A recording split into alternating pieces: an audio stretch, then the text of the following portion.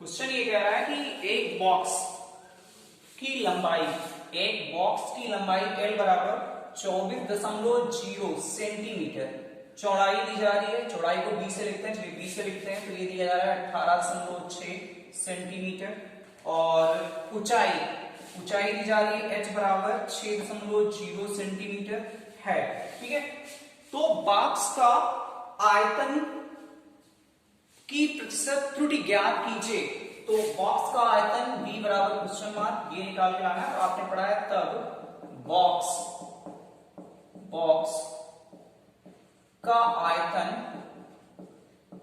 आपने पढ़ा है L गुणे B गुणे H, ये पढ़ा है। बॉक्स का आयतन घनाकार बॉक्स होता है और घनाकार बॉक्स का मतलब है लंबाई गुणे चौड़ाई गुणे ऊंचाई। तब प्रतिशत त्रुटि तब या v बराबर इसको लिख सकते हैं। ठीक है, तब प्रतिशत त्रुटि, तो प्रतिशत त्रुटि बराबर आप क्या लिखोगे? प्रतिशत त्रुटि बराबर आप लिखोगे यहाँ पे क्या लिखोगे? डेल्टा v अपान v गुणे 100। ठीक है, तभी तो ये प्रतिशत में हुआ। हाँ, v बराबर आपने लिखा डेल्टा v अपान v गुणे 100 बराबर होगा। अब देखिए यहाँ l को क्या लिख सकते हैं? डेल्टा l अपान l गुणे 100। ठीक है, ये लिख सकते हैं। अब ये गुणा है, लेकिन जब कोई चीज गुणे में होती है तो प्रतिशत त्रुटि के लिए वहां पे प्लस लिखा जाता है, यानी होगा प्लस डेल्टा v अपान v गुणे 100। ठीक है, और प्लस डेल्टा h अपान h और गुणे 100। ध्यान देना यहाँ पे कि अगर गुणे में कोई चीज है तो उसको हम प्लस में ही लिखते हैं प्रतिशत त्रुटि में। तो ये फार्मूला बन के आता है। तब बराबर लिख सकते हैं डेल्टा L की वैल्यू, यहां से देखो डेल्टा L 24.0 है, इसका डेल्टा L अल्पतमांक होता है, 0.1 होगा और बटे 24.0 गुणे 100। ठीक है, अब देखिए डेल्टा प्लस लगाएंगे डेल्टा v यहाँ पे दशमलव के बाद एक अंक है तो इसका मतलब 0.1 होगा, 18.6 और गुणे 100। ठीक है, प्लस डेल्टा h यहाँ पे देखो 6.0 है, इसका यानी अल्पतमांक 0.1 होगा। अब आप सोचोगे यहाँ पे 0 था, देखिए दशमलव के बाद अगर एक अंक आता है तो उसका अल्पतमांक 1.1 होता है। दशमलव के बाद अगर 2 अंक होते तो इसका मतलब अल्पतमांक होता 0.01, जिससे लिखा होगा भी ये लिखा हो 2.44। तो अब इसका अल्पतमांक कितना लिखेंगे? इसका अल्पतमांक जो डेल्टा है लिखेंगे वो लिखेंगे 0.01। समझ में बात आई नहीं है? अगर यहाँ पे 5 लिख दिया गया और एक बढ़ा दिया गया तो इसका मतलब है ये 0.01। ठीक है, दशमलव के बाद जो अल्पतमांक होता है उसको ही लिया जाता है। क्लियर हुई बात? तो कहीं ना कहीं यहाँ पे होगा 0.18, ये h की वैल्यू है तो h यहाँ पे दशमलव के बाद एक अंक है, यानी दशमलव के बाद एक अंक लिखा गया। ठीक है, बटे h की वैल्यू 6.0 और गुणे 100 ऐसे बनाया जाता है। ठीक है, ध्यान रखना। अब देखिए यहाँ पे दशमलव लगाया, दशमलव हटाते हैं, ये दशमलव हटाते हैं, ये दशमलव हटाते हैं, ये दशमलव हटाते हैं, ये दशमलव हटाते हैं, तो ये आया कितना? 100 बटे 240 प्लस 100 बटे 186 प्लस 100 बटे 60, ये आता है। अब इसको अगर हम भाग करते हैं तो ये आता है 0.041 प्लस 0.053 प्लस 0.0166 और मल्टीप्लाई करते हैं इसको 100 से। इसको करते हैं 100 कॉमन ले लिया गया यहाँ पे। ठीक है, तो ये आता है 0.0260 गुणे 100 या इसको लिख सकते हैं 2.6%। ठीक है, ये जो है वो प्रतिशत त्रुटि है आपकी। समझ में कुछ बात आई? यानी 0.260 और तब ये आंसर जो आएगा वो आएगा 2.6% आंसर। ठीक है, तो इस तरह से ये आप 13 नंबर जो 12 नंबर न्यूमेरिकल है वो आप आराम से सॉल्व कर सकते हो। ठीक है, चलिए कुछ और बताते हैं आपको, तो आराम से लगेगा ना। ठीक, उसके बाद क्वेश्चन नंबर 15 है।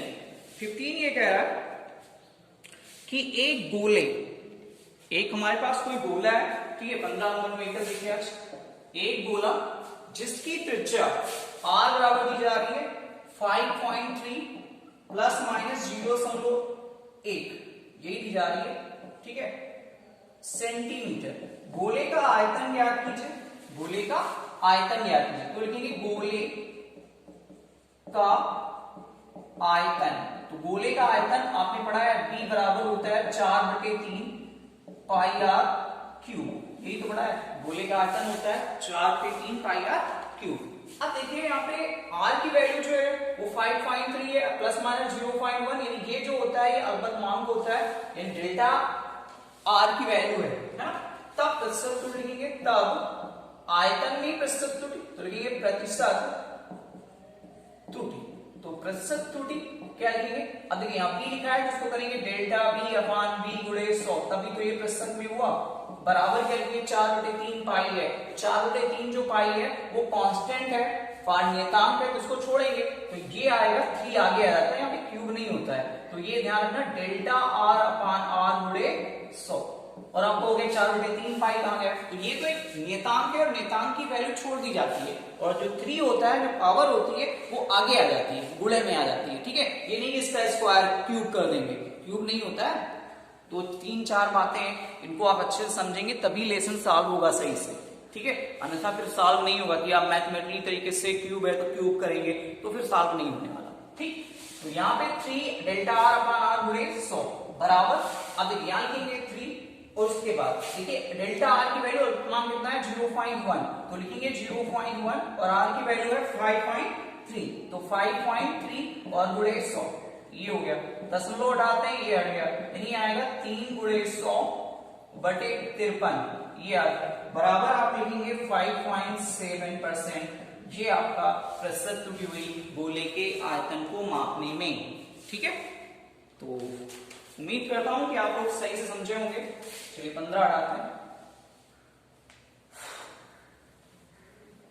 एक और बताते हैं आपको न्यूमेरिकल।